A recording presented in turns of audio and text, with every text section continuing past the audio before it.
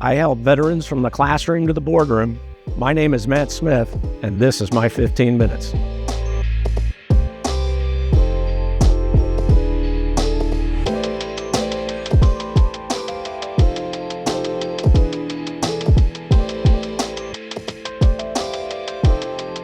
Hey everybody, my name is Lee Cage Jr. and we are back with another episode of 15 Minutes With. Now today's guest is Major General retired Matt Smith. Matt has been leading soldiers for more than 30 years, from battlefields to boardrooms, from boardrooms to now in academia. We are honored to be with General Matt Smith. How are you, sir? I'm great, Lee. Thanks for having me. So, General Smith, can I still call you You General? can call me Matt. Just call you. Okay, listen, for all of you Army, Marine Corps, Navy, even those folks that chose Coast Guard, this is a rare moment. We're just going to call you, That's it. just call you Matt. Yep. So tell me a little bit about who you are. Who is the human behind Matt? So I am an extremely patriotic citizen of our country. What does that mean? That means I love being involved in our society, and I have been lucky enough to transition my service in uniform to service in the classroom and beyond. But you've done that before, right? I did. Yeah, I was in the military for several years, got out, as I like to say, got a real job, and then 9/11 happened, and I ended up going back in and did a little 25-year detour. Okay, so let me make sure I recap because I'm smart, but I'm slow. Okay. So you served. Were you enlisted when you came in the first time? Or were I you was officer the first time, ROTC. ROTC, commissioned out of ROTC, Yep. served, did a little hoo-ha in the Army, Yep. got out, went to Wall Street. Well, I was a retail stockbroker here in Atlanta. Okay. And then went and got my MBA at Gazweta Business School at Emory. Okay. Small plug. All right. And then started working. The joke I make is, what does a salesman do when you get an MBA? Become a marketing guy. So I started working at IBM Global Services Marketing on September 4th, 2001. Wow. Yeah. And so you spent the 25 years on the service side. Now, I did a little bit of background because Okay. it's kind of important, right? From what I've understood, you've spent some time even working with joint task forces, some time in Afghanistan. Talk to me a little bit about what it's like to go from service to civilian and back to service member. So it broadens your perspective. That's my takeaway in retrospect now. I didn't fully appreciate it when it was happening, but to have left the military and been in the real world, in different combinations of professional and academic environments, and then to take all that back into the military was extremely beneficial. Do you think it broadened your horizon I a think bit? it did. Yeah, So- and the military likes to say experience informs judgment. Yeah. And I've had a very different experiential track than most of my peers did when I was still serving. And so you spent time active duty and guard. Yes. So from the guard side, I've spent quite a bit of time You have? in the guard, and there's something that happens here especially when it relates to like the duality of the Yeah. service member. Putting on that uniform 1 week in a month, couple weeks in the summer, there's a mindset change that has to happen. Yep. Taking off that uniform on a Sunday night to go back into the civilian world, there's a mindset change that has to happen. What would you say to employers that are thinking about hiring guard and reservists? What could you advise them on as it relates to that? So I think guardsmen and reservists, regardless of which part of the military they're in, are the best of both worlds for civilian employers, because they get to bring all of that leadership experience and management experience into the civilian workplace, either consciously or in many ways unconsciously. Hmm. And the military is great for a lot of reasons, but not the least of which is the development we get in terms of dealing with human beings. And that experience is priceless in industry. Even cultural wise. Absolutely. cultural awareness. I've been in a few of them, Yeah. talking about resilience, the ability to have what they call elasticity, Yes. right? So as you think about like where you are today, specifically service member, civilian, service member, now you've moved into academia. Yeah. How did this happen? So I am, best I can tell, Okay. the senior most alum of the Gazweta Business School. Wow. So, as I moved into higher rank opportunities in the Army, the school kind of took interest. And I think that generated a bunch of discussions over recent years Okay. about, hey, what are you going to do next? And, and that kind of led to where I'm at now.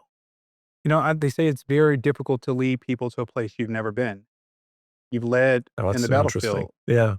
You've led on the civilian side. Now you're leading in academia. Yeah. So, what is this program that you're leading? Because, Yeah. I mean, yes, I am well, soon to be a product That's right. of said program, but I'd love to learn a little bit more from your lens as a leader. Yeah. So I run the Masters of Business for Veterans program at Gazweta Business School. It is effectively half an MBA, designed for senior military leaders who are still serving, in your case, Yep. or transitioning out of uniform. And we effectively teach the language of business through the standard curriculum at the 17th Best Business Program. I mean, I'm sure you had to throw that in there. Yeah, because rank does matter. Okay. I don't care what he says. Rank does matter. Okay. That's right. Rank does matter. So, 17th Yep. best in the nation. When you say half an MBA, talk to me a little bit about the construction of your Yeah. program, and maybe even, is it just for active? Is it just for reserves? Yep. What does it look like? So it's, if you, for those that are familiar with the MBA construct, the first year, again, oversimplifying, but the first year is effectively all the introductory courses. So intro to finance, intro to marketing, intro to accounting, etc. Uh, those are the core. They're commonly referred to as the core of an MBA, and that's what the MBV delivers. We have effectively trimmed off the specialization that happens in the second part of an MBA program, because the target audience for our program, as I said earlier, is a more senior leader who's already a generalist. It is, whether they're in the military or in their civilian careers, they're already integrating different functional areas of a business or organization. So the idea of tacking on another year to give them deeper specialization in a single area just didn't make sense for that audience. Yeah, and they've already conquered the world in that particular Exactly. area. General Smith, now we're at an interesting point here. Okay. Okay, and this is a part where we like to call rapid fire. Okay. So, you know, you have I've not. seen this happen before. I perform Sounds- reconnaissance on Lee Cage. So I'm gonna pick a card, sir. I just hope I get the music question. I mean, we'll see how this. There's a famous person who's also in the MBV program who came on. Okay, Uh-huh. you may have heard of this. Okay, Yes. well, I'll save it then. So we want the first thing that comes to your mind. Okay. Okay. Um, time check. Okay. All right. So we want the first thing that comes to your mind. Okay. Okay. And we will judge you silently and maybe even out Of course loud. you will. Okay. Sunset or sunrise? Sunrise. Favorite holiday? Christmas. Really? Yeah. Okay. We could talk about that later. Cooking or takeout? Yes. Wait. It's like saying cheese or no cheese. Yes. Do you want the cheese or do you not want the cheese? Cooking. Cooking. Now, do you cook? I can cook, but You have my the wonderful ability. wife cooks predominantly. Okay. Now, I heard a rumor that you Okay. brung her up. Okay. It's fair game. Laura. Did she go to Emory? She did. Really? Yeah. That's where we became aware of each other as human beings. And did you perform reconnaissance there? There was some reconnaissance, Okay. although we did not get together until after school. So we were in different functional specialties, so our paths never crossed. Okay, interesting. Well, shout out to Laura. Yep. Thank you. Thank We you. assume this is your product. He would not be here without you. I assure you. It is. City life or country life? City. If your life was a movie, what would it be called? Oh, man. 48 hours was the first thing that came to mind, but that's not enough. You would We're gonna have to unpack that next episode. would you rather travel in time or travel to the future? In time.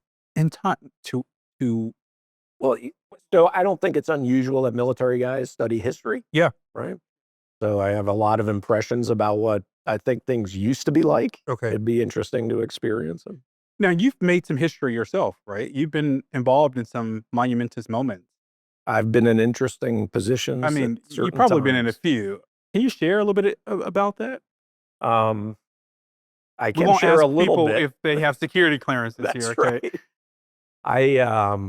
I'll summarize that idea of being in an interesting position with placement and access to things that happen on a national or international scale by saying I have been consistently impressed by the level of duty and commitment from both senior military leaders and senior civilian leaders that I've experienced at times of acute crisis.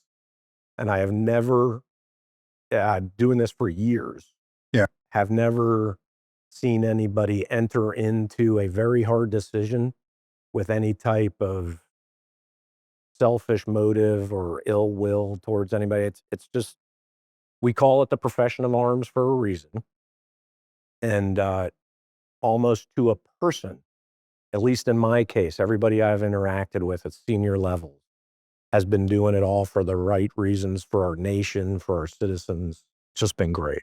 You know, it's sometimes when people are on the outskirts of things, they make assumptions about what they would do if they were in control, what they would do if they were the general, what they would do if they had a sphere of influence. And I think sometimes it's easy to assess when you're not involved. It's very humbling to hear your experience. All right, sir, dogs or And cats? cats, Really, really. That really. doesn't mean I don't like dogs. I mean, this is about to start a national war right here. So say more in the words of Ray Hill. We love you, Ray. Shout out to you. Say more. We have 2 cats right now. Some in the room are too young to get the joke, but they're sisters, and they're named Laverne and Shirley. The previous 2, named by my natural redhead wife, not a lady to be trifled with, were Smith and Wesson. So, we are cat Okay. people because 'cause we've lived in condos Of for most of our course. lives together, so I have a really good friend. Her grandmother has 2 dogs. Named One is named Grace. The other one is Mercy. Oh, She frequently says, "Choose which one you're going to be right, absent for. Are yeah, you going to want exactly. Grace or Mercy?" I like Sir, I'd like to give you a moment here to Okay, ask me 2 questions. okay. The floor is yours. So I don't get the music question? That's the first question. Sir, I was waiting to tell us your woo favorite. I was waiting to woo you with EDM. Is that a surprise? For some reason, okay, I pictured you sitting on the dock of the bay, okay, I did watching work the time. I worked in Macon for a long time, and that's where Otis Rhett Uh, he's from there. EDM, Yeah, EDM. I love it. you, Yes, I know, like, going into war. with a deep bass.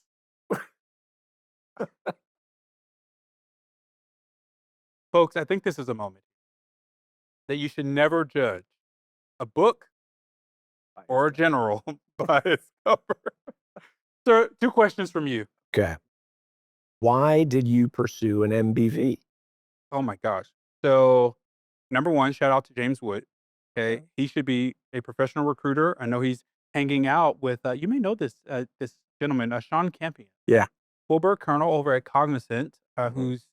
who sits at the intersection of Workday and, well, now retired, but also service. James said, "Listen, dude," and we both report to Sean. I used to report to Sean. He reports to Sean. Now he said, "There's this cool program that's like for us, and there's something about by us for us." When I think of every instructor that I've had over the last year plus, almost at this point, all of them had some connection to service. When I think back to accounting, my accounting professor, her husband is a Marine. When I think about the school's namesake, every bit of this, when I think about our acting president, Mhm. all, and it doesn't hurt that the acting president's husband is an alpha. Okay, so shout out Alpha Alpha Fraternity Incorporated. But so I started looking at, can I see myself here? Can I see myself doing this? It is a commitment. And it's very easy when you raise your right hand and you say, I swear to protect and defend the Constitution, and blah, blah, blah. It's easy to say that and then not realize that those drill weekends will happen on your birthdays, on your kids' birthdays, etc. The same thing happens for class weekend. So I think for those that are considering the program, you have to know that there's a commitment, but also there's grace. I can think of at least 3 people in my cohort who have had children Yep. throughout. I can think of at least one person who got COVID throughout. I was the one person. I think there's 2 now. I can think of all of those I things, mean, and we've had deaths, we've had primary deaths, fat. Yeah. we've had marriages. Yep. All of those things happen, and I wanted to be at a place where people understood my background, where we had a common goal, and, it's been great. It's not been easy, but it's been great. Yeah. So what is the one thing you think we need to focus on when we're sharing information about the program with prospective applicants? Because the setup for the question is the last thing we want to do is mislead a veteran, Right. you know? Yeah. Like, I think veterans and spouses tend to understand commitment. And I think the program has done a really good job of harping in on that. I think we can continue to share the commitment that we need, again, from spouses. oh, that's a great point That because of the workload. because of the workload, this is not a drive-by program. Yeah. Because of the workload and because of the commitment for in person. So if you're like me, I'm still serving in the Guard. That means 1 weekend a month is the weekend I have with my family That's right. for the greater majority of a year. Yeah. And so it is that needing that spousal support and putting those things in place as well. Yeah. Okay. Great. All right, sir. Listen, we've reached the conclusion of our time. Okay. Any last minute notes, things that you would want to share with folks out there about you, about Laura? We know that she's not to be trifled with, Smith and Wesson. We know that this, obviously, you're looking for a spouse. GBS is the place. No, no recruit.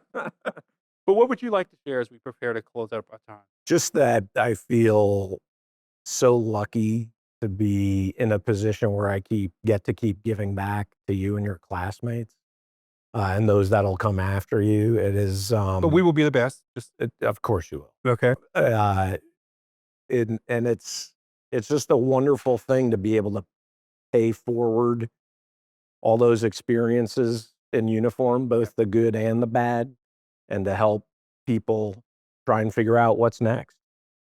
Yeah. Well, folks, in the words of, let's go with in the words of Southwest Airlines. I know you have many choices. Why? Thanks for choosing to spend a few minutes with us. See y'all. Probably should have said Delta, right? Right. Yeah. All right. Shout out to Delta. We love you. Okay.